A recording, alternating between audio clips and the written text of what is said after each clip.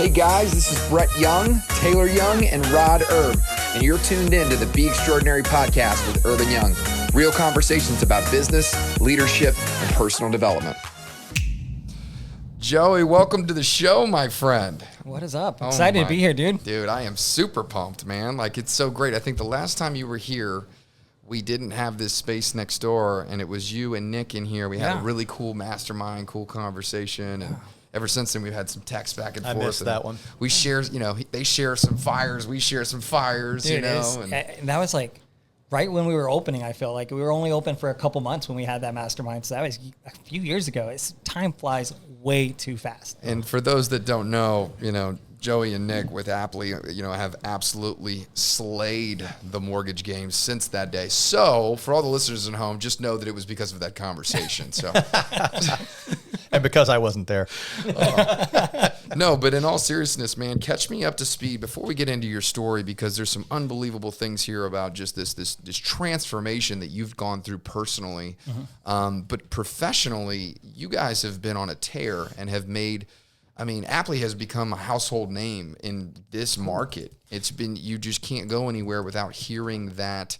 I can't tell you how many lenders and how many real estate agents have come into this space and they mention you guys and what you're doing. So number one, I just want to say congratulations to all the success that you've had, man. It's just been incredible to watch you guys grow. And thank you for allowing us to be part of that journey too. You guys have been just incredible friends. But what catch us up to speed, man? Since that 3 year, you guys opened and you guys have just been hyper growth. And what are you doing over there? What is in the water, dude? I don't know. Like, what I think it is when you've got yourself and your business partners and you're just in the zone and you're enjoying what you're doing and building and you love the challenge, right? Like, when you show up to work and you're going and it stinks and you're like, oh man, I can't, the market sucks. Like, we're making less on this and we're doing this. And when you have that attitude, you're not going to grow.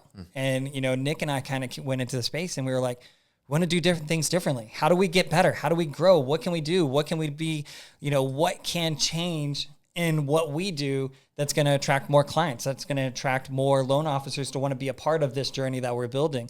And we're talking, we've been open 3 years. Actually, we're getting ready to have our 3-year anniversary of when we launched. Our license went live Thanksgiving week of 2021. Wow. And since that time, we've gone from Nick and myself, we've got 18 LOs, we've got over 25 staff members. So we're now in 11 different states. We're building and we're excited to keep growing. And we plan on doubling our originators next year. Come on. That's incredible. Come on, man. That is unreal. I got goosebumps, dude. Talk about inspiration. That is big. What do you call it? Big, hairy, audacious goals right there, man. Yeah. I love that, man. In a market that, is doing fine, but it's not like it's on a tear. Yeah. You want to double your LOs and it's just, you could walk into a lot of rooms and you would get a completely different reaction. So yeah, I feel like over this last fall or early fall, people have, kind of been the teams we talked to have been retracting a little bit. Mm-hmm. Yeah, people exiting the industry. A lot of scare. Scared money don't make money, right? Amen to that. So you got to invest where you know that you're going to grow, and you got to be willing to take some chances. And have we made the right decision every time? No, but we listen to a lot of people that are a lot more successful than us, and they're like, hey, you got to be quick to act. And if it doesn't work, oh well, you pivot, right? Yeah. But it's like it's the phase of you get stuck in that paralysis of I'm going to try to do this and I'm going to try to perfect it, and then you never launch it, and you never know if it's going to work because you never did it. I think it speaks to the fact that you actually have a marketable, your product, your company's become your product. It's become marketable. And if you're looking at a time like this and you're able to grow and you're thinking big growth goals like that, that just tells me that you guys have got something special. Awesome. Yeah, it's amazing, man. And recruiting's been a big effort of that. I know a lot of great professionals have been drawn to come work with you guys. And that's obviously just a testament to who you are, not just, Aptly. Because in the beginning, Aptly was nothing. It was just you guys. And a lot of people went to work with you guys. So it says a lot about your character and just your know-how in the industry. So, man, let's dive into this, man. So, gosh, I think last time we spoke, this was a non-thing. This had not even existed yet. No. When we sat down and had that cool conversation and we collaborated, this idea of doing an Ironman, and I'm going to ask you, give the listener a little context to what that is. The idea of doing that wasn't even on the table. You were in it, and it seems like the blinders were on, nothing else existed, and that's what happens when you have to start a business. So, and fast forward today, you just completed that Ironman in Texas this year. Yep. Right, 100-mile trail ultra in February. That's what you're training for right now. In February next year, I believe what it is. Yeah. You just got done doing a practice run. What was it? 66 miles. 66 miles. 24 hours. Yep. 9,000 in elevation change. That's just a good practice weekend. Just a little warm up, man. It's just a long training week. So, and the reason this is so powerful, and we wanted you to have on the podcast because, like, the amount of mental effort and then the physical discipline that goes into taking on a task like this, it just blows us away. We've done some cool stuff. We've done the 48 miles in 48 hours. Yeah. We biked. The three of us biked from Orlando to Melbourne when we opened the Melbourne office, and that was really difficult on mountain bikes. On mountain bikes, guys. With no training. That was ridiculous. We're driving down the road. 75 miles just raw. Yeah. We're looking at each other like, can't what be the that hard. hell did we do? So which one of you was like, hey, are we going to bike back? Yeah, right. Exactly. Well, we got out on 520, man. We're looking at each other going, this is different. Should we? I feel like we should maybe can we throw in the towel? No, that never did cross our mind, but maybe. Yeah. So what it goes into doing these things. So, but the mental fortitude and the mental discipline to not only have the courage to start, but then have the discipline to finish. Man, I bring us up to speed on where. First of all, let's do this. First of all, let's go to the Ironman that you just completed. Okay. Share with us what that was like, what you did. Bring us into your space, and then I want to go back to when this idea originated. Oh man. So Ironman Texas, it was earlier this year in April, and it was amazing. It was like first one. I'm like, I had a group of friends and people that I trained with that was there. My coach that I trained with, he was there. So I was like, okay, I've got all of this, all of this fanfare, so to speak, that's there. All these people that are there to support, but they're on the course with me, right? Like, which is kind of cool. Newsflash, you don't see them at all after you start. Like, it's not like I ran the race with them, but in my mind, I thought I was. But you get into it and the day starts and I'm just like, okay, I got this. Like, it's just a long training day. I've been training. I've done the work. It's just a long training day. Let's go out and have fun. And I get on the water, and mind you, an Ironman is a 2.4 mile swim to start the thing. And I had never done more than like 1.2. I did a half Ironman that's 1.2, so half the distance. I'd never done 2.4, and I was like, I can do this. Like, I've trained, I've done. My coach says I'm ready. You get in the open water and you just start swimming, and I'm like, okay, I'm going. Where the hell is the end? And then I get to the midway, and you're looping back around in this giant lake, and all of a sudden I see hear sirens, I see flashing lights, I see a boat flying up into the water. They're doing an emergency rescue of someone right in front of where I'm trying to swim. Like, I now got to swim across, and in that moment, I panicked. I was like, holy cow, like, this is real, like, this is hard, and I psyched out. Like, I stopped. Like, I floated in the water. I was bobbing for a few seconds because I was just like, can I do? I was not worried about making this. Like, I was just kept paddling, kept going. It was slow, it was steady, it was methodical. I was getting it done. I thought I was having the swim of my life, and then that happened, and just like that, I was out of the zone.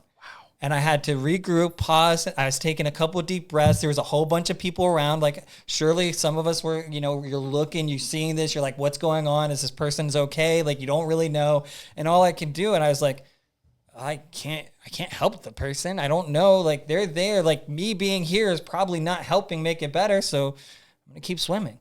And so I swam, I got through, I got to the end of that. And, I get to the little change area. I get out of the water. I thought I had the best swim of my life. I'm like, I freaking crushed it. I looked at my watch, and it was like one of the slowest paces I've ever done on 100, like per 100 meter or whatnot. And I was just like, that was it. And then in my mind, I was like, thank God I didn't look at my watch during that swim, because I would have gotten more in my head. But I'm a big guy. I'm not a small guy. So bike is where I typically crush it. You get on the bike and, it was 20 plus mile an hour winds. Gusts were in the mid 30s, and you're cranking out. You're like, okay, I've got 112 plus miles of this. Like, I'm having fun. I'm cruising. And when I say like the winds are there, when it was on your backside, when you had the wind with you, I was doing like 35, 39, 40, 45 miles an hour. Wow. Like, which is amazingly awesome and scary as all get up. Yeah. And then when you were going against the wind, you're doing like 13. And like, I'm literally like, you would like, people were watching my tracker and they would see me flying and then see me come to like a screeching halt basically. And so I get done with the bike. I mean, because it was so windy, I like white knuckled that entire bike ride. And I get off the bike and you got to put on your running shoes. You're in transition. All I got to do is run a marathon. And I'm sitting there and my hands were so like, they were like muscle spasming in my fingers. I couldn't tie my shoelaces. Wow. And it took me like 15 minutes just to get through transition to be able to tie my shoes to then go run a marathon. Because your hands are gripping the bike. I was just so tight for so long. It was like I couldn't bend them. They're like bending backwards. They're going all over the place. And I'm just like, I got to get through this. Like, how do I do this? I can run. Like, I feel fine. Like, I just can't tie my shoes. So I like go to one of the officials. I was like, hey, can you tie my shoes for me? And they looked at me and they're like, if you can't tie your shoes, we need to get a medic. And I was like, nah, fuck that. No, I don't know if I can say that. You can say that. But I was just like, I literally was just like, nope, all right, I'm going to figure this out. And I'm like a little 3-year-old trying to tie my shoes all over again. Finally get them tied, get on the course. I'm like, I'm going to freaking crush it, get 1 mile into the run and throw up. Oh my gosh. And I was just like, you got to be freaking kidding me. I've trained for this. Like, this is not how my race was supposed to go. And so I get 1 mile. I was like, okay, I'll slow down. 2 miles in, throw up again. No. I was just like, okay, I'm going to slow it way down. So I ended up slowing it down. My marathon was like, gosh, it was like 5.5 hour marathon. It was slow. And I was, it was like, once I got to about mile 10, 11, 12, like you're there, you're like, okay, I'm good. And then I will say, like, I typically, like, a lot of people get emotional and they say like, oh, I have this emotional. And I was like, I've never gotten emotional at anything, like on the sports side of thing.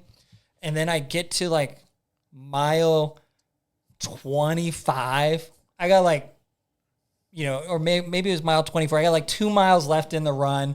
I'm in the middle of this neighborhood. There's nobody around. It's dark outside now. And all of a sudden, like, I realized, I was like, holy cow, I'm going to do this. And like, I just started breaking down in tears. Like, I'm running, like breaking down, tears flowing down my eyes. And I'm like, okay, people are getting ready. And mind you, this run in Texas, like this Ironman, they have what's known as Hippie Hollow, which is basically where a bunch of people, spectators, dress up like hippies, listen to 70s jam rock, garage rock, and 70s music and party and drink and have fun and cheer you on. So I'm like, I know this section is getting ready to come up in the next half mile. And I was like, I got to look good for this. I got to look good. I got to clean up my act. Like, and you get cleaned up and then you get that rush of energy. And it's just like, I remember I got right before you have the carpet where, you're on the finish line shoot. And I was running with like 6, 7 people were right in that group. And we just looked at each other and I was just like, guys, let's break it up. And they were like, what are you talking about? And I was just like, everybody can have their own moment. Like, there's no reason 7 of us need to run across that finish line at the exact same time. Right. So it's like we like just kind of shuffled little 10-yard gaps or 20 yards gaps just so we can have that finish line moment to be like, okay, we finished. We had the celebration, and it's magical. Like, I cracked up. Like, I had a good friend that was there, and he was yelling my name, and I heard him, and then just everybody started yelling my name in the crowd type thing, because they're cheering on everybody, and it just feels so huge. And you hear the like, Joey, Dionne, you are an Iron Man. You hear that, and it's like, it's such a powerful moment. It's such a simple thing, and people don't get it, but it's like, it's not the day. Like the day, like I knew, like it's a training day. Like it's a long training day. It's everything else. It's that journey that's what that meant, was all that journey. I hear you. We've had a couple guests and we've talked to a few people that have run Ironmans. I've never heard someone recount their Ironman and given me as much emotion as what you just gave me. That's number one. Number two, you talk about a long training day, and I think about the metaphor of a long training day. Anytime you're faced with something hard and you know you've done the work and you've prepared, the mentality of it, this is just a long training day. I love the metaphor because it's like, it's nothing special. Yeah. Right. It's not, I've prepared to do the work. Yep. Right. You've done the work. You've prepared to do the work. Now I'm just going into a long training day to just duplicate the work that I've done. I like that idea of not getting in your head. I thought that was really, really strong the way you started that, but I've never felt as emotional as I felt hearing you recount that Ironman. That's incredible. Awesome. Thank you. That red carpet, coming into the finish line with the energy level starting to increase, has got to be just something that'll never leave your psyche. I don't know. Like it's tough. So like cool. it's like, like it's one of those like core memories now. Yeah. Like it'll live forever. Seems like it could get addicting. I feel like it can. I definitely know I finished it, spent like 2 days going, all right, that was like, this was really awesome. And by day 3, I was like, okay, I got to do better. I got to be faster next time. Like, so I know like there'll be more, there'll be additional. I know 2025 I'll have another one on the roadmap. I've got a couple other races ahead of that training block, but yeah, the February that race, was right? the first one. That was the first one. So had you done other triathlons before that, or did you just say, I'm going to run a marathon and start training? I know you want to go back to that, how it originated, but I was just curious. Yeah. Was that the first big race? So I did, that was this year. I'd done the year before, a year and a half before, I did a half Ironman. Okay. And then I did a couple sprints. So you understood the idea of competing in a race like that, you versus you kind of thing. You kind of knew what you were getting into when you committed to the Ironman because you had a couple smaller smaller scale stuff. So okay, that's man, it's incredible. That's incredible, man. Incredible. Well, man, take us back to because that wasn't even a thought. I mean, last time we were sitting in this room, or was it? That was 2021. Gosh, it was a thought. Okay. But it wasn't really like it, so. Have you always wanted to do that? So the Ironman has been one of those things. Like I've always been physically active. I've always been, and it's always been one of those things. I was like, that'd be cool. Like like never really a goal, but it's just like that'd be cool. Like. You're kind of a badass if you've done one, or you at least think you are. Or I think people that have done them are. I think anybody does an Ironman's a badass. Let's just get that straight. Yeah, and so if you've done an Ironman, you're a badass. I don't care if you crawl it. I mean, if you're gonna, the point. Sorry, but you did it, and you said you had your worst swim. You said you had you struggled on a bike. It wasn't even the point of what the outcome was time wise. Just to finish that and go through the mental, to fight through the different stages of the mental capacity to get through that, man. Yeah. You're a savage. So yeah, I finished 13:49, which is not a fast time. 13 hours and 49. Just to do anything for that long is ridiculous. Right. I set out a goal before the race to go sub 12, just to give you an idea of where I thought I would be able to go. And my coach literally, he was supportive, but he basically laughed. He was like, "Dude, just finish your first race." He's like, don't get ahead of yourself. He's like, you've never gone through it. You've never experienced it. He's like, and you can't control what you can't control. And 30-mile-an-hour winds. Yeah. Like he's like, or the person falling out on the swim. Yeah. Is that something that you do in preparation? Do coaches typically say, let's kind of get a framework around where you think you're going to finish? Or is that something you just did? My coach had its goals, like what's your goal of the race? And my coach, Doug Guthrie, GU, he's in Winter Springs, GU3, he's amazing. He was just in Kona for the World Championships. He was the age qualifier. Like it was like the 8th time he's been there. Like the guy's phenomenal athlete. But he would always framework and kind of be like, okay, what's your goal? And then he'd sit there and go like, let's look at it. Let's recalibrate it to make sense. Right. Because it's like, you can have an A, B, and C goal. And he's like, one of your goals should always be to finish the race. Cause if that's not a goal on your radar, then he's just like, why are you even out there? Mm-hmm. And he's just like, you can have the other goals, but you want to make sure that you're still crossing the basic of like, hey, I got to finish. Yeah, because if you all of a sudden you get knocked off course and you're not going to finish below a certain time. Yeah. If one of your goals is to finish the race, you're like, well, why am I even doing this in the first place? I'm not going to make my goal anyway. Yep. And then, so I think that was, something really good that he focuses on. And, that was, we do the lake swims, we do everything. So we're as prepped. We ride the bikes on the roads. Like, and this is where a lot of people, they mess up is they do, and I say mess up, it's not really mess up, but they do all trainer time, or they do all pool swims, and they do like, they're on the treadmill and they're on the bike trainer, and they never get out into a real life environment and the elements. And, once you have the elements, like, everything changes on a drop of a dime. And it could be the perfect race, it could be the worst race, but how you respond to it is going to dictate what you take from it. So it was always an idea. It was like, one of those things that was, it'd be fun one day. Yeah. When did one day become the day?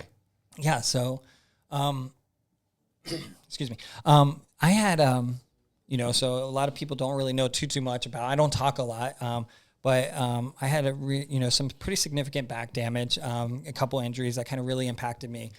Without going into too much of the details, like, it really made it to where it was a struggle just to, get up and work. And it's like you put on you put on the smile, you do what you can, you tough it out because you're providing for your family.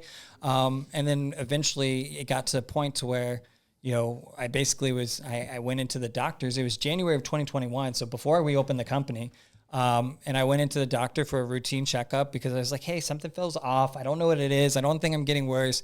And the doctor basically was just like, hey, like, can we get an updated MRI? And I was like, sure. Yeah, whatever. Like, let's get a schedule. And they're like, well, like today. And I was like, oh, okay. So I was like, all right, well, when's today? And they're like, well, we can see you like in the next 30 minutes. So I was like, all right, it's 10:30. Okay, whatever. So I did the MRI, and you get the MRI and you go through that, and it's just like, and then I was just like, all right, cool. Like, what happens after you get an MRI? They schedule an appointment to go over the results, right? So I was like, cool. Like, go to the reception place, and I was like, hey, when can we schedule to go to see the results? And they're like, well, doctor actually would like to review them with you today if it's possible. And I was just like, oh, okay. Well, that's weird. Immediately walked out of the place, and I was just like, okay, called my wife, and I was like, something's wrong. I don't know what it is, but something's wrong. Like, something happened. And, you go from a checkup to make sure you're okay to an MRI to reviewing results with the doctor. And so I go in, and it's a pretty big practice, and I've got the doctors I've seen, and all of a sudden I'm meeting with the owner of the practice, and I was like, well, I've never even met this guy, and I've been here for 4 years. Jeez. Something's really wrong. Yeah. And he's got his TV MRI up, he points to it, and he's just like, can you see what's wrong? And I was like, oh, I think it's this, and he's just like, exactly, and he's just like, we need to do surgery, and he's just like, here's what's going on, and basically, my disc had slipped so much, and then they found that there was a fracture in there that they didn't see before. Like, there was so much damage that they were like, we need to get this done. And I was like, oh, okay, like, can I get a second opinion? Like, he's like, well, you can. He's like, but you got to get the surgery. He's like, I'll be like, I can be available next week. And I was just like, next week, like, it's this urgent? Like, in my mind, I'm like, how is this urgent? And it's like, you go through it. So I go, and he's like, at least get on the clock. And I was like, my wife's birthday is on the 30th. My wife's on the 23rd. My son's is on the 30th of January. Can we do it after? So I get on the clock. He scheduled it for February 2nd. And I go home, and I was like, I got to get second opinions. So I start calling doctors to get second opinions, and they're calling me back being like, oh, you went here? He's the best. He's like, trust him. Like, there's nothing he's going to say that I wouldn't say. So I'm like, they're not even wanting me to come in to do the consultation with them and spend $1,000 to look at my results. Like, they were just like, if he's saying you need it, you need it. And the idea was, I'm going to have back surgery, so that he was basically like, you may not be walking in a year. Jeez. With how severe this slip. Like, it just changed out of the world, unexpected. He was like, it can happen, but it just got so bad. He's like, we got to correct this just to make sure, like, you can walk in a year, and it's like, cool. Like, am I going to be able to, like, get my life back? Like, I've been struggling. Like, the surgery is going to make my life magically better, right? Like, in my mind, I'm like, I'm going to be okay.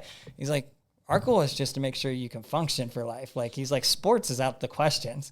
He's like, if we have an absolutely perfect surgery and everything goes perfect, maybe you can go back to some light cardio stuff. Like, you can do some stuff. Maybe you can go play golf again or something. He's like, I don't know. Like, he's like, I just don't know. But endurance, all that stuff. He's like, you're not going to run. You're not going to do this. You're not going to do karate. And I grew up in all this world. So I sat there and I was like, okay, well, all right, well, that sucks. I got to do it. And I go in on February 2nd. I have the surgery. I'm drugged up. I'm coming to. And the first thing I tell my wife as I'm coming out of surgery is what? I'm going to run an Ironman. and I'm high as a kite. And she's like, what are you talking about? I was like, where's my phone? And she's like, and she hands me my phone, and I just start calling people, and I'm like, I'm going to run an Ironman. Why I just called. I'm still loopy. High. Nobody believed a word I was saying, right? But in that moment, I think something clicked, and I was like, you know what? Like, I'm going to do this. And so that was a one-off, one time. I called a bunch of friends. I did this. And then we get to fast forward. I'm doing physical therapy like 3, 4, 5 times a week, doing all this other stuff. And my daughter, which we talk like, what's inspiration for things? Like usually you can point to somebody in your family, sometimes can be a huge inspiration. My daughter wanted to try out for track and field the next year. She knew it was coming up. She was going from 5th grade to 6th grade. So she was like, I want to go out for track and field or cross country, but I'm afraid to. And I was like, what are you talking about? Like, go run. Like, it's just go run. Like, it's cross country. It's running. Everybody makes the team. I'm thinking in my mind, it's middle school. It's not serious. But she was kind of afraid. And I was, and I don't know what happened in that moment, but I sat there, and it was literally that day as I'm talking to her, and she's saying that she's too scared because she doesn't think she's good enough to make the team for, and I'm like, nobody gets cut. Like, everybody makes cross country in 6th grade. Like, it's just like, but she doesn't know this. And she, you know, it's sports, and she's never really gotten into this, and she's excited, but now she's scared. She doesn't know if she's going to do it. And I was like, well, you got to go out there and practice. And then my wife was like, well, who's she going to practice with? And I was like, she just goes run. And I was like, oh, well, I got to go run with her. And I was like, well, I'm still doing physical therapy. I'm still struggling to like, I'm like, like nobody knows what I can do. So I sat there, and that day I put on a pair of shoes, and I was like, okay, I'm going to go run. So I went and ran 1 mile. I think it took me like 18, 19 minutes. It was not fast. It was ugly. It was slow. I was in like an insane amount of pain. I get back. I call my physical therapist. I was like, I need an appointment. I think I screwed up. Right. Like, and, but I knew in that moment, I was just like, okay, I have to change who I am, because I'm no longer giving and demonstrating an example. Like, I didn't realize, you know, there's what it's like, more is taught than taught, right? Like that whole analogy, that saying or whatnot. And I got to this point where I was just like, what have I been teaching my kids this whole time? Like, and I started looking back on everything else, and I was just like, I did this, and I worked, and I provided, and I struggled, and I put on a happy face, and I hid the pain I was in. I did everything that I thought I was supposed to do.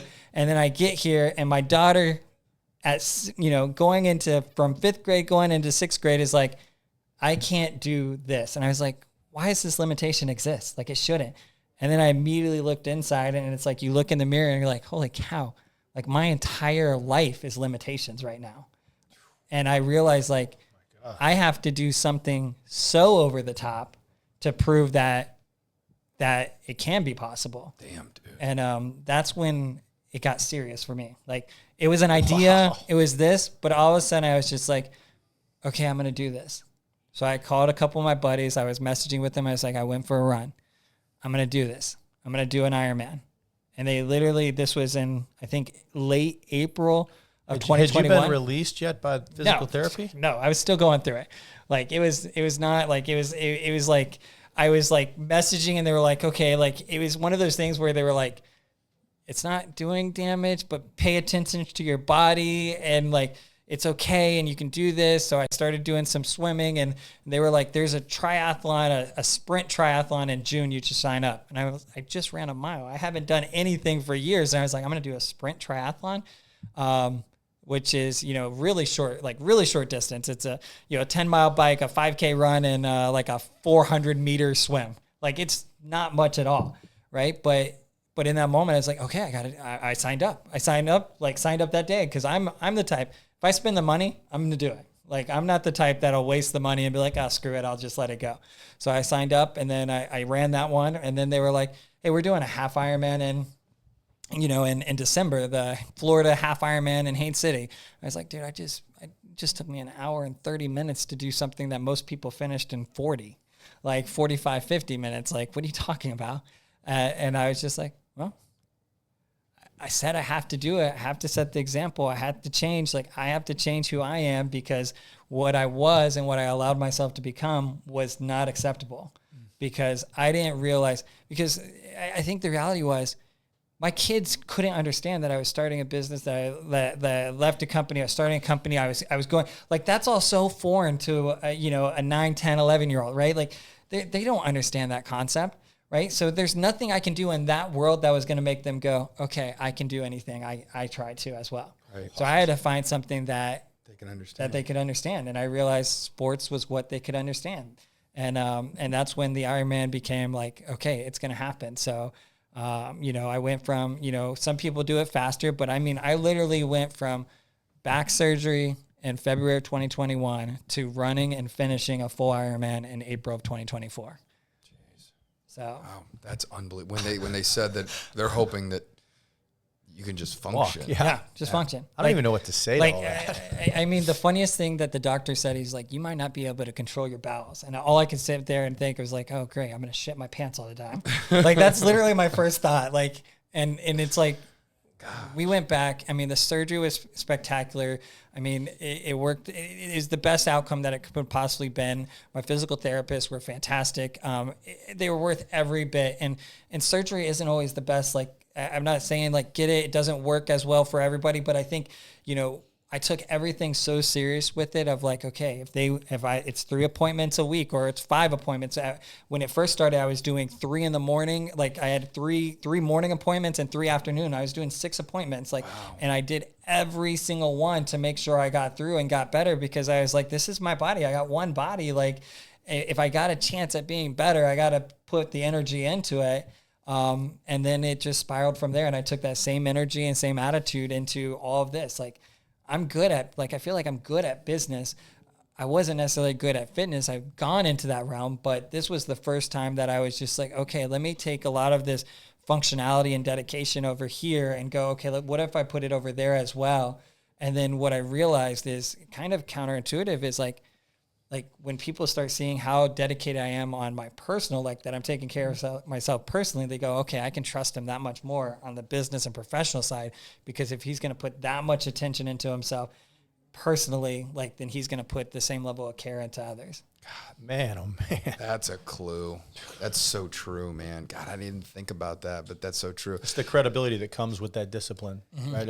I hear you talk and I'm like, I'm truly at a loss, number one, but I think about what you just said and how you kind of button that all up, and I just hear credibility, right? It's like, I'm good at business.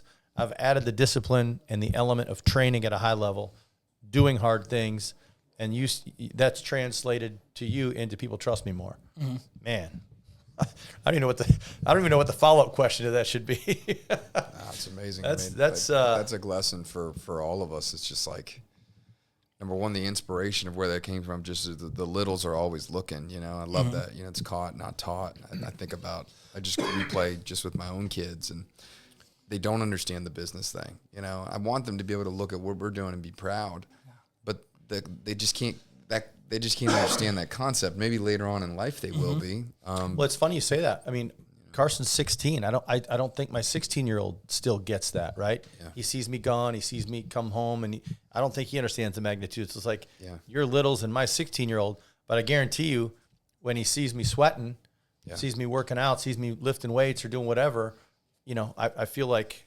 I think that's just it. And I think back to your point about when you take care of yourself on the personal side and you have discipline, your personal, all of a sudden somebody is more attracted to you from a professional level. I'd love to maybe get your perspective of what you think that is.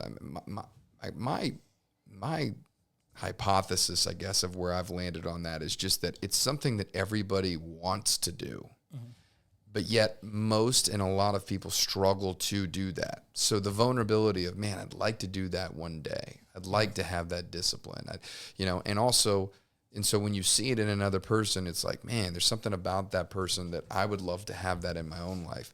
The other part of that I think is relevant is, I think it's easier to have discipline when you're making money, because there's just that instant feedback, right? Mm-hmm. But when you're in sport, when you're not in some competition, right? We're talking about sport, but none of us are winning trophies and none of us are competing for national titles.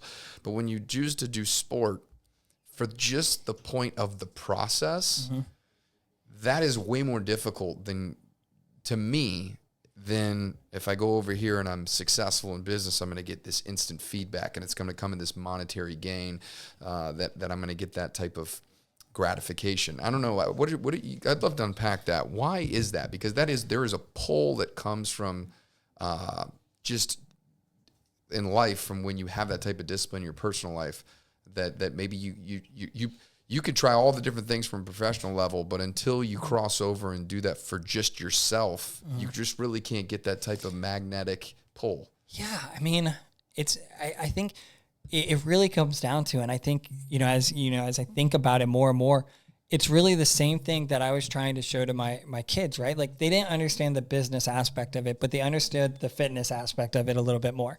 And I think it's because every one of us we've all ran. Yeah. Like, we've all worked out to some level, right?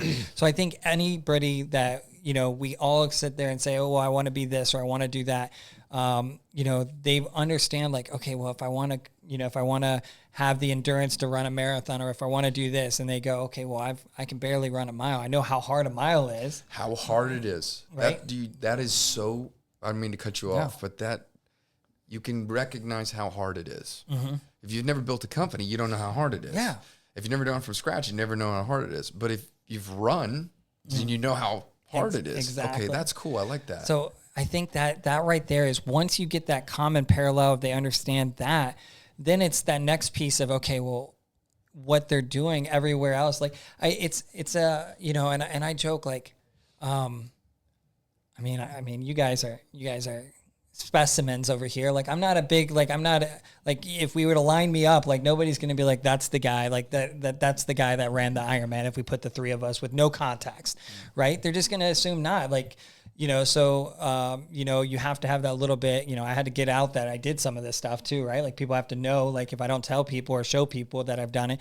But I think, what I've learned is that, what's helped me, or what's been really interesting, is perception, right? Is, Brett, like, you can run an Ironman tomorrow. Like, most people are going to sit there and go, that guy can do it. And you probably could, right? Like, you're going to knock it out. You'll crush it. You're going to do a great job. Like, let's just sign up. Like, there's one coming up, right? Right. But I think what was really cool for myself is that a lot of people looked and was just like, this guy doesn't look like he could do it, but then he did do it. And then they realized, okay, well, there's all this other work. And it kind of was funny because, I have a good buddy of mine that was just talking to me about it. And he was just like, it made me believe that I could do it too, if I just focused in these couple areas. And he started asking me questions of what I did and this and that. And it was so funny because I was like, holy cow. Like, you know what? Like, when I ran the Ironman in Texas, or this most recent race, like, there were a lot of people that looked like me that was running it, right? Like, but we weren't the perception of what everybody expects. But you know what? When we went back home, like, now we were relatable to be like, okay, I can achieve something absolutely incredibly insane that is, like, out of this world for most people if I have the same level of dedication and I put that work in. Because I think sometimes, just like my daughter was scared and was just like, I can't make the team because she just didn't know and she was uncertain. I think as adults, as humans, as people in general, we get in our heads way too much and we sit there and go, I can't do this because I don't look like that person. And I think that just having some, yes, I would love to have a six pack and this and that. And I joke, when I was running this weekend, I had no shirt on and I was like, look, sun's out, Tom's out. Like, I mean, I'm not going to be the prettiest guy when I'm running, but I'm going to have fun with it. And I'm comfortable with who I am because I know I put in the work. And, and I think that kind of gives some relatability for people to be like, okay, I'm like them, but they did this and they adjusted and pivoted here. I respect that because they start to go, okay, it's hard, it's difficult. I understand it's hard and it's difficult, but then they're also going, okay, well, what can I do? Like, I can do it too because they did it, but what goes into it? And then once they realize how much goes into it, that's where I think the respect, because people, like, everybody understands an Ironman's hard, but once you pause and you're like, okay, well, you ran an Ironman, it's like, yep, okay, what is that exactly? Well, it's a 2.4 mile swim. And like once I say that, most people are like, okay, nope. Like, that's like, who's doing that? And I was just like, I remember taking a picture of the lake, and I was like, you see that little dot in the back of that? And they're like, yeah. I said, that's the turnaround point. And they were like, so that's where you finish? And I said, no, that's where I turn around and come back. Like, and like that realization of like, holy cow, that's massive. I think that's the cool part with everything I've done was I was able to take that, build that discipline, turn it in, and then that discipline and those activities. And then once I shared that with what I was doing, people were like, holy cow, like, that takes a lot of dedication. Like, what else are you dedicated and focused on? And that's where it's like, okay, well, like most important to me, God, family, myself, my business, like these are the top 4, right? And I'm like, I'm sitting here and I was just like, those are all important to me. What's not important to me? Going out drinking on the weekend, like probably was important 10 years ago. I thought I had to go drink, and I was like, now I find ways to build business into like this ultra marathon. I went and ran with 4 realtors, like 4 realtors in the industry, local, like they all did it with me. Like, and we built a little running crew because we were like, hey, like you want to do crazy stuff? I want to do crazy stuff. Like instead of going to the bar for a happy hour on a Thursday night, how about we meet up at 6:30 in the morning on Saturday and do a 15-mile run? Damn. And now those relationships have gotten so deep because they're doing the work. I'm doing the work. We're building it. Sharing a different battlefield together now. Yeah. And I think that's where you've seen like that credibility of like, now when they talk to me about something, like they're like, no, like you got like Joe's different. Like he's built different. That's and I think that was the cool part. So I don't mean jumpy because so I just the transformation. I mean, it's just like you say. Once you see the process and the discipline that I've put in over here, you ask like, what else are you so disciplined? Mm-hmm. It's not even almost. It's a complete identity shift for you, and for somebody who's willing to be that dedicated to do what's necessary to get that type of outcome. You can't just check the box. It has to be something that you eat, breathe, and sleep in order to be able to accomplish those things. So it's like, talk to us a little bit about just we study NLP, and we've been in, our coach has been coaches for almost 4 years now. We have a master class here at Urban Young that teaches a lot of this stuff, and it's identity work. And the way he explains it is doing the thing is not difficult in a sense. It's very like lifting a weight is simple. You know how to do it. It's not easy all the time, but it's simple. You know exactly what to do.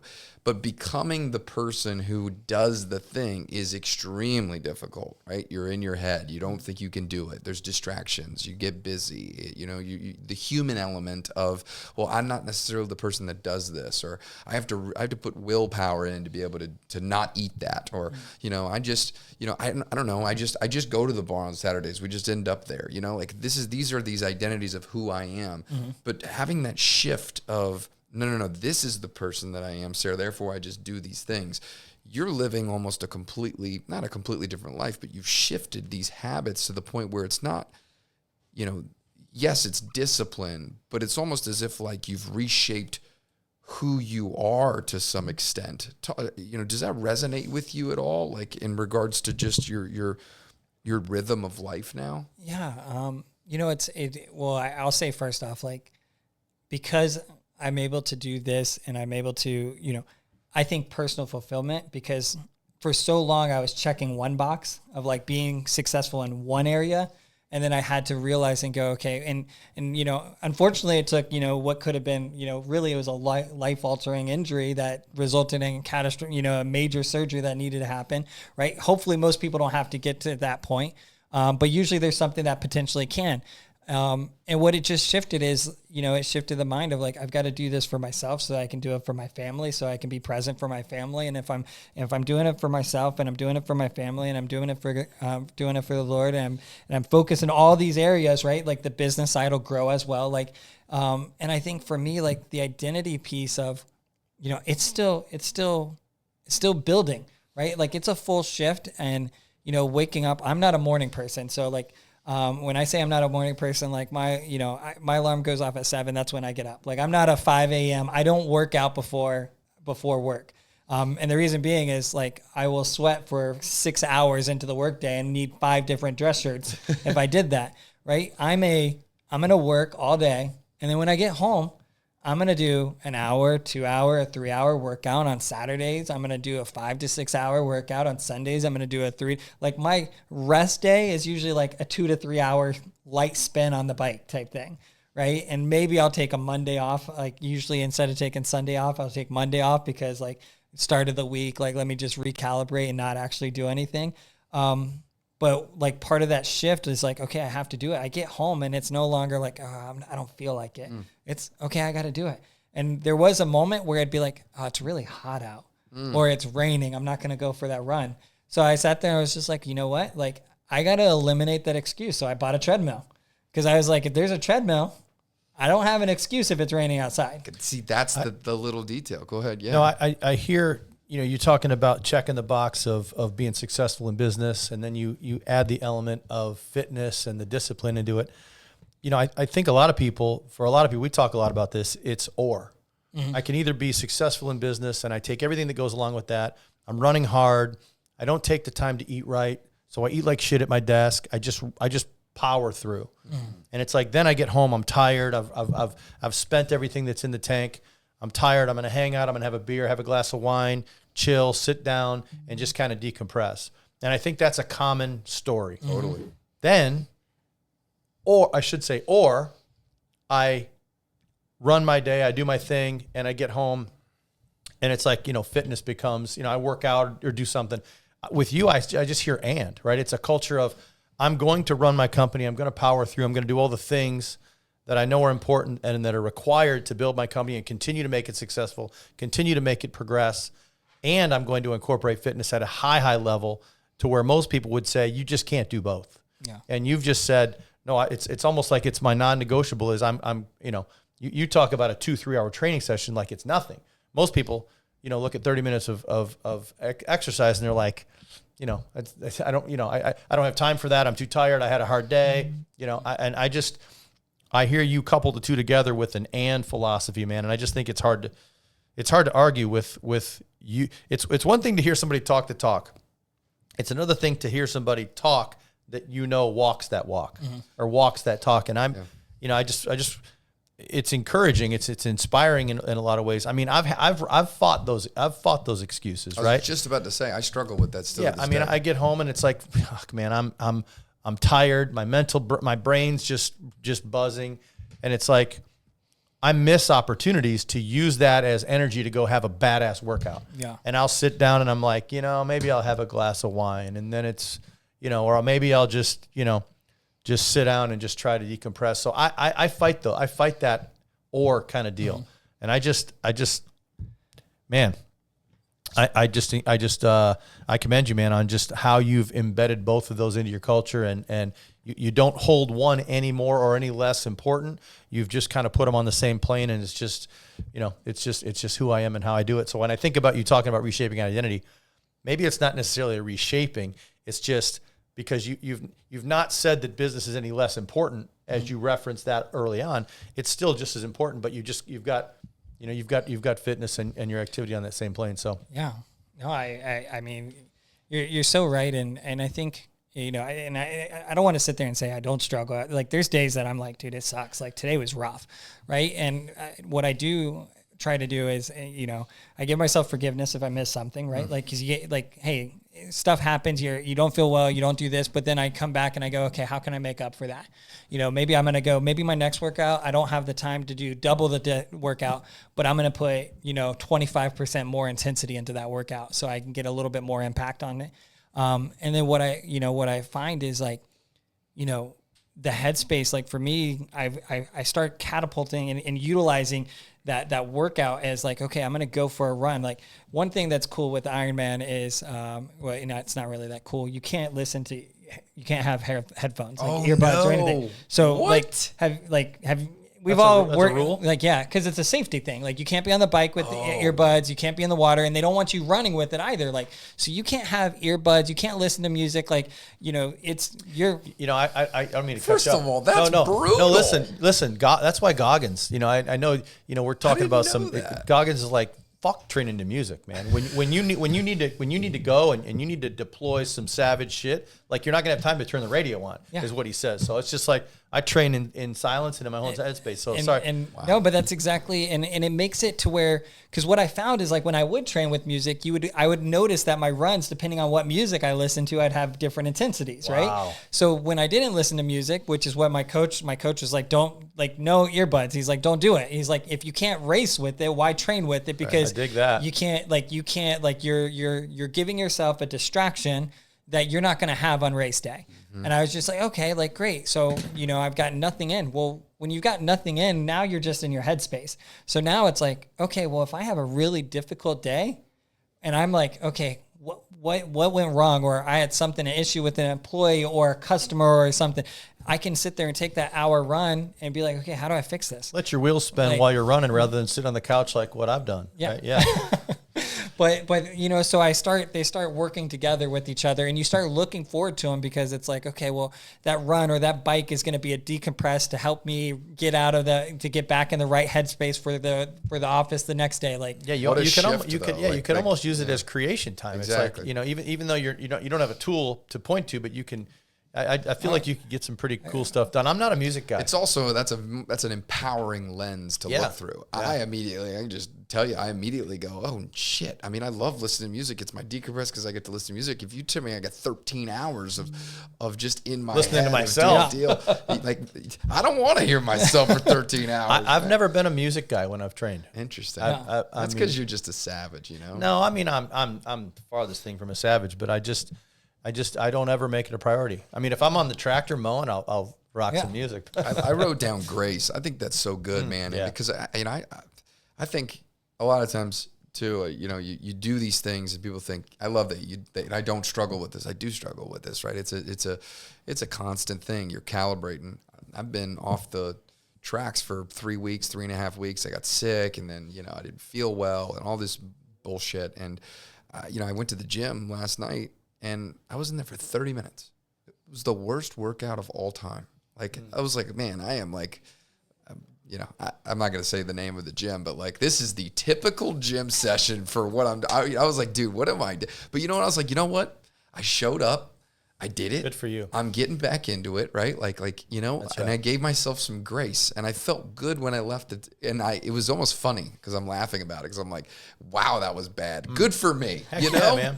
Good for me. No, I dig that. And then I caught myself saying to TC, my wife, today is the day. And I was like, no. I said this last week. No. This is not the day. Last week I just hadn't done a great job.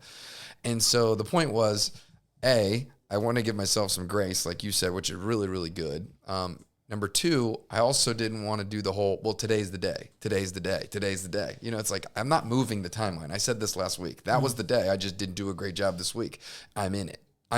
And I'm doing the deal. Good stuff. So, because I think some of the challenges that come from the longevity of being able to sustain this is when you fall off, people just say, well, it's over. Yeah. I think when you start talking about voices in your head, though, the lack of grace, those voices get louder. Mm-hmm. I struggle with that, right? I'm not real good at giving myself grace with certain things, and I feel like, you talk about training without some sort of tool in your ear. I feel like those voices for me get louder when I struggle to give myself grace. Mm-hmm.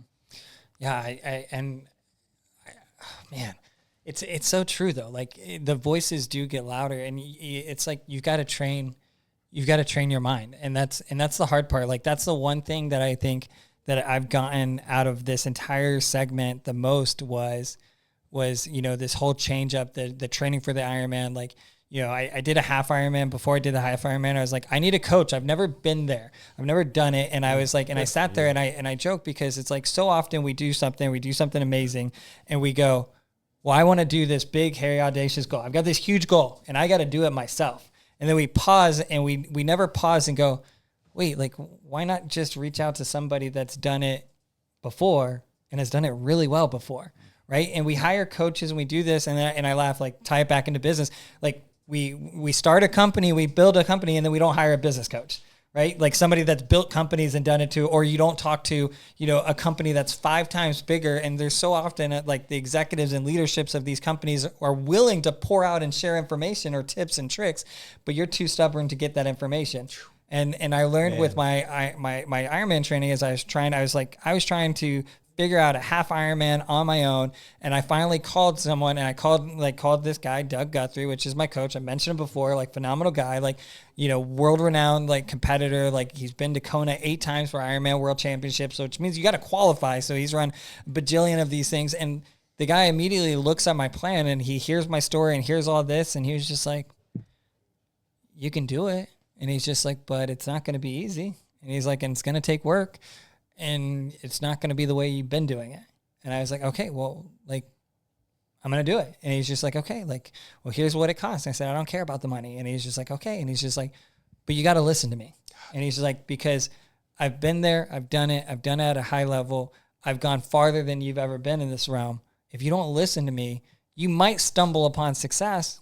But he's like, but why risk it? He's like, just listen to what I'm going to do, but talk to me about what challenges you're having so that I can make sure I'm guiding you in the right direction.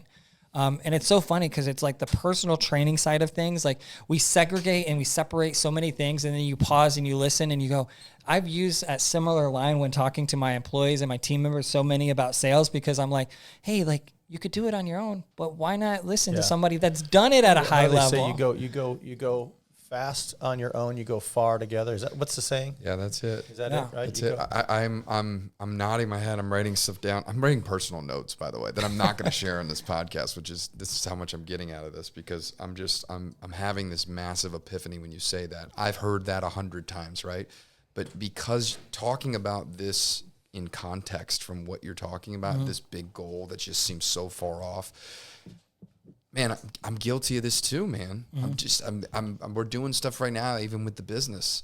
And, I believe in my partners. I believe in our team, and we're doing stuff that is pushing the boundaries of what we're typically, and I'm looking at what you just said, and I'm like, no. You're going after the Iron Man. You need a coach. Right. I have coaches in different other areas. Right. It's not, but you need something very specific. You're not trying to build a new wheel here. It's like, so what you're saying, it's like all of us have things in our lives that we're trying to go after. Ask yourself the question, if you're listening to this, like, what is the big goal that you're chasing right now? And then do you want to stumble upon success? Man. Or do you have the I just call it the intelligence, the wisdom, the maturity to find somebody who's done it and humble yourself to say, I'm going to do what they tell me to do, instead of trying to be the Mr. Creative, figure it out, and I'll do it on my own. You know what's amazing about this, right? Like, I'm going to tell you, nobody after I finished the Ironman was like, well, did you do it on your own or did you hire a coach? Like, nobody cared. That's so like, good. And funny enough, nobody even asked how fast I ran it. They were like, you did. But it's like, That's who so gives a shit, right? Right? It's like they're not asking that. It's like, you still had to do the work. Yeah. The coach, just because you hired the coach doesn't mean he did the work for you. Yeah. I just hear that and I'm like, man, that'll hit you right between the eyes. That is so good. Nobody asked me after I finished, did you have a coach? I love that. But it seems so silly, but it's things we think about. Like, sure. I think about it in business all the time. I'm like, Sure. if I hire a coach, like, people are gonna like, and they're gonna immediately be like, oh, like you're not successful. You're not really like you just had such and such. Nobody cares, Yeah. right? Like nobody, like they're gonna look and be like, are you successful or not? And then the people that do invest in coaches and this and that will be like, okay, well, you're smart. Like, how long did you stumble before you were smart enough to figure out? I even think that's so good, by the way. We're going to get a sound bite of that. So it's just logic. Come on. It's just common sense. Even like a talk path for a sales script. Nobody asked you after you closed the deal, well, did you use the script? Well, no, because I created it all on my own. You know what I mean? It's like, come on, man. What are you after here? Yeah. But I think us as humans, there's this ego thing of like, well, I don't need anybody help. I'll just do it on my own. It's like, I've got the master blueprint. Like, I'm not copying anybody. Right. Wow. Ego, though. You that's a magic word. And you don't even know it. You don't even say, well, it's my ego. It's like, but it's subconscious ego. Just the way that, you could potentially take something personal, or you could be offended by a word, or you could, all right. It's like, Ego's alive and well, man, and everything you're doing with training, everything we do in business, everything you're doing in life, family. I just feel like that's a real world. That's a real word. I think this process of getting to this goal, I see nothing but humility, right? Like you just have to just check it at the door, surrender in order to do what's required in order to get that goal. And what a valuable skill set that is, to say, man, I can either have the results or I can have my ego in this thing. But, I choose to have the results. So I'm going to go ahead and put that at the kiddie table right now. So it's funny, like you share this, and I'm thinking about something I heard over the weekend. And this is a mind shift change for myself, is I hear this a lot. And I mentioned I'm a bigger guy. Like I'm 5'6", I'm 220 pounds. I'm not a little guy. Like to do some of the stuff that I've done is pretty, like, it just doesn't make sense. But I hear this all the time, and I heard it over the weekend multiple times of, hey, like, it's impressive that you're doing that when you're that size, or I can't believe you're this big and you're out here, right? And I say this because it plays right into this ego thing, right? Like, because when I first started hearing this stuff, it would piss me off. Right. Even in business, like I remember, like I have a good friend now, but I used to work for him when I first started in this business, and I left to go be an LO somewhere else. And he spent an hour, like I was his employee, and he spent an hour telling me all the reasons why I was going to fail. Right. And I hated it. It boiled me up inside. Right. And I look at stuff like now, like if somebody says, oh, you're big. And when I was running, there was a guy that said this weekend, and he was like, oh, I can't believe you're out here doing the 24. He was doing a 12-hour, and I was doing the 24. And he's like, I can't believe you're as a big dude, it's impressive seeing you out there. And I run a little bit further, and there was this girl that was running, and she was running, and she's like, I can't believe he said that to you.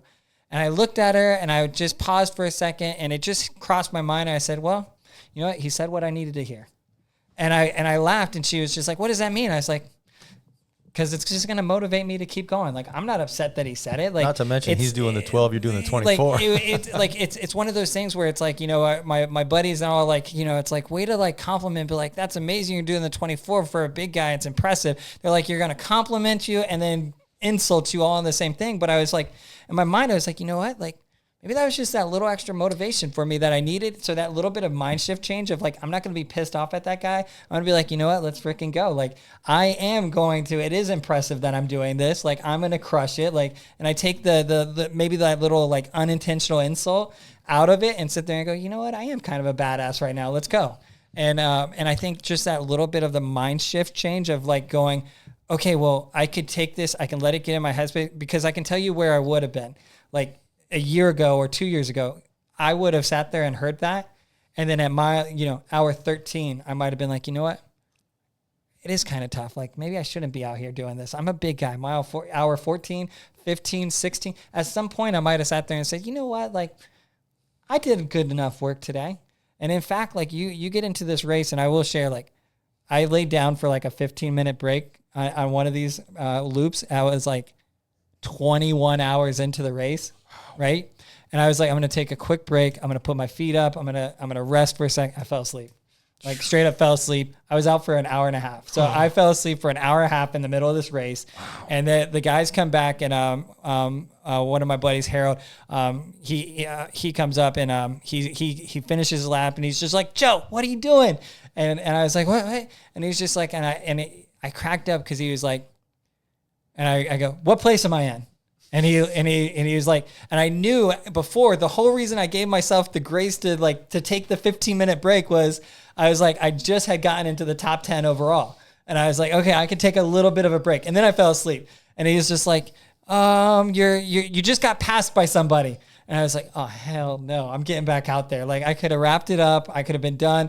I was like, mentally, it's just like, I ran a great race. I'm already 62 miles into this race. Like, it's great. The elevation, my legs hurt. My feet are blistered up. I'm miserable. It's, I'm tired as all get up. And I was like, no, I got to get back up there. And I finished that lap, and I get down and I finish a lap, and it's like 22 hours and 50 minutes into the race, or 55 minutes into the race, right? So we got an hour and 5 minutes. And I look, and the guy that just passed me, he had just finished the lap like 2 minutes before I got done. And I pause, and I go down, and I go sit down. I look at my clock, and I look, and like a couple of the guys were like, hey, we're not going to go back out, or they had already wrapped up the race. They knew they were done. And I looked down, and I just jumped up, and I was like, Now bump this. I can overtake him. I'm going to run this last lap faster than he's going to run the last lap. I don't even know if he's going to go back out because he's been taking an hour and 20 minutes to get the last lap. I'm going to get this lap done in 45 minutes. So I was just like, which is slow. Like, let's be real. 40, that's walking basically on a 2-mile loop. Like, it's slow, but this is 23 hours into the race. Right. I kid you not. I get out there. I do what I thought was a fantastic loop. I basically ran the whole thing at a very, very slow pace. And there it is, 23 hours, 35 minutes. I'm running up. I've got like these 24-hour races, like once you finish, like people like if you finish and you're not going to run anymore, you usually leave because you're done. So there's only a couple people left at this thing. I'm running up. I find out as I'm running up, they were like, "You're the last one on the course, Joe." Like, so I knew I was the last one. So I was like, if this guy, I didn't pass him, I swear, hopefully he didn't go back out. And sure enough, like I get to it and they're like, "You're in 9th place." So I went from 10th place, dropped down to 11th, back up to 9th place because I went out and did one more lap. Wow. And it was just so crazy because that moment, that little pause was just like, I could have stopped. I was right there. Like nobody would have been upset. Like there was no part of my story that would have been oh, like great race, but you finished an hour early. Like nobody would have had any comment. But you know what? Like it's so much more cool to tell the story, and there's so much more impactful to tell the story. To be like, you know what? When I could have quit, I chose not to quit, and because I chose not to quit, I saw a victory when somebody else chose. And I'm not going to say that they quit, but they chose not to do one more. One more lap, one more rep. Guys, we're going to end it there. That is, that's the clip. That's the clip I want for short clips for this episode, man. Dude, like,